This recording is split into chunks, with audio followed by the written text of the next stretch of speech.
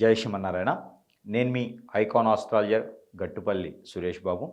మనకి ఈ 2025 సంవత్సరం మే మాసం ద్వాదశ రాశుల వారికి ఈ మే మాసం 2025 సంవత్సరంలో ఎలా ఉండబోతుందనే దాని గురించి చూసినట్టయితే కనుక ఈ ద్వాదశ రాశుల్లో ఒకటి మేషరాశి. ఈ మేషరాశి వారికి ఈ మాసం మొత్తం కూడా అద్భుతమైనటువంటి ప్రతిఫలాలు వస్తాయా అని చెప్పలేం. ఎందుకంటే మిశ్రమ ఫలితాలే ఉన్నాయి. ఎందుకు అంటే బుధునితో పాటు కలిసి ఉన్నటువంటి రవి 15వ తారీఖు వరకు, ఈ 15వ తారీఖు తర్వాత వచ్చేటువంటి పుష్కరాలు, మనకి ఈ పుష్కరాల అనంతరం ఈ మాసం మొత్తం కూడా ఈ మే మాసం మొత్తం కూడా ఈ యొక్క మేషరాశి వారికి మిశ్రమ ఫలితాలు అని చెప్పొచ్చు. అలానే 12వ స్థానంలో ఉన్నటువంటి ఎవరైతే శని భగవానుడు కావచ్చు, రాహువు కావచ్చు, అందులోనూ శుక్రుడు కూడా మనకి ఉండడం జరుగుతుంది. కాబట్టి మేషరాశి వారికి ఎవరైతే ఉన్నారో వారు ఈ మాసం మొత్తం కూడా పెళ్ళిళ్ళు శుభకార్యాలు చేసుకోకపోవడం అనేది ఉత్తమం. అలానే విదేశయానానికి మాత్రం ఎవరైనా వెళ్ళాలనుకుంటే కనుక ప్రయత్నపూర్వకంగా చేయండి. ఖచ్చితంగా మీకు విదేశయానానికి వెళ్ళేదానికి వెళ్ళలేకపోయినా వెళ్ళేదానికి అర్హులుగా ఆ ఇంటర్వ్యూలో ఇబ్బంది లేకుండా ఉండేదానికి ఆస్కారం ఎక్కువగా కనపడుతూ ఉంది. ఎవరైనా పంట పొలాలు వేయాలి అనుకుని మేషరాశి వారు ఎవరైనా ఉంటే కనుక వారు మామిడి, జామ, అలానే దానిమ్మ లాంటి పంటలు చాలా అనుకూలంగా కనపడుతూ ఉన్నాయి. అలానే మిరప కూడా బాగుంటుంది. ఈ మేషరాశి వారు ఏదైనా కొత్తగా వ్యాపారం మొదలుపెట్టాలనుకుంటే కనుక ఈ మే మాసం 1 ఆపేస్తే కనుక జూన్ 17వ తారీఖు తర్వాత నుంచి వీరు వ్యాపారం మొదలుపెట్టుకోవచ్చు. అలానే మనకి ఈ మే మాసంలో కొత్తగా ఎవరైనా వ్యాపారం మొదలుపెట్టాలనుకున్న వారు మేషరాశి వారు ఉంటే ఖచ్చితంగా ఆగాలి అని చెప్పొచ్చు.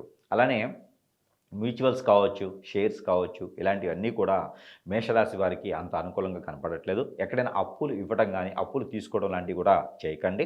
ఏదైతే మీరు పోయినటువంటి మాసాలు 4-5 మాసాలుగా ఏం చేస్తున్నారో అదే ఈ మాసం కూడా కొనసాగించండి. పెద్దగా మీరు నష్టపోయేదానికి కనబడుతుంది కాబట్టి పెద్దగా ఎందులోనూ పెట్టుబడులు లేకపోవటం వలన పెట్టుబడులు లేకుండా వచ్చేటువంటి ఆదాయాలు ఏమైనా ఉంటే వాటికి వెళ్ళండి.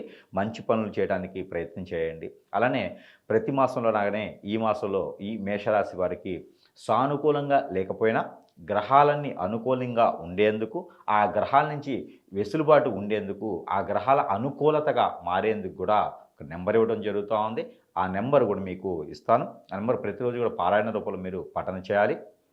పోతే మేషరాశి వారు ప్రతిరోజు కూడా పారాయణంగా చేయాల్సినటువంటి నెంబర్ 66555575 66555575 అనే నెంబర్ని 325 టైమ్స్ 325 సార్లు కనుక పారాయణ రూపంగా చేస్తే చాలా మంచి జరిగేదానికి ఆస్కారం ఉంది. అది ఎలా చేయాలి అంటే కనుక చేతులు ఏదైనా డ్రై ఫ్రూట్స్ మనకి పిస్తా పప్పు కావచ్చు, బాదం పప్పు, అలానే ఇంకా మీకు కాజు కానీ, కిస్మిస్ కానీ, అంజీర్ కానీ ఇలాంటివి ఏమైనా ఉంటే కనుక ఒక 5 పప్పులు మీరు చేతిలో పెట్టుకొని ఈ నెంబర్ని పారాయణ రూపంగా చేసుకొని మీరు భుజించాలి. అంటే మీరు స్వీకరించడం ద్వారా మీలో ఉన్నటువంటి రుమ్మతులన్నీ తొలగిపోయేసి ఎవరైతే ఆ గ్రహాల యొక్క అనుకూలత, ఆ గ్రహాల యొక్క వెసులుబాటు కూడా మీ మీద ఉండేందుకు ఆస్కారం ఎక్కువ కనబడుతుంది. కాబట్టి ఈ మేర ప్రయత్నం చేయండి. మరొక రెమెడీ కూడా మీకు చెప్తాను. ఆ రెమెడీ కూడా మీరు చేసినట్టయితే కనుక ఖచ్చితంగా మీకు మంచి జరిగేదానికి ఆస్కారం ఉంది. అది ఏంటంటే ప్రతిరోజు లేదా వారంలో ఒక రోజైనా సరే, అది బుధవారం, గురువారం అయితే సరే, ఆవుకి మీరు ఆకుకూర తినిపించడం, ఆ ఆకుకూరతో పాటు బెల్లం కలిపినటువంటి గోధుమ రొట్టెలు కూడా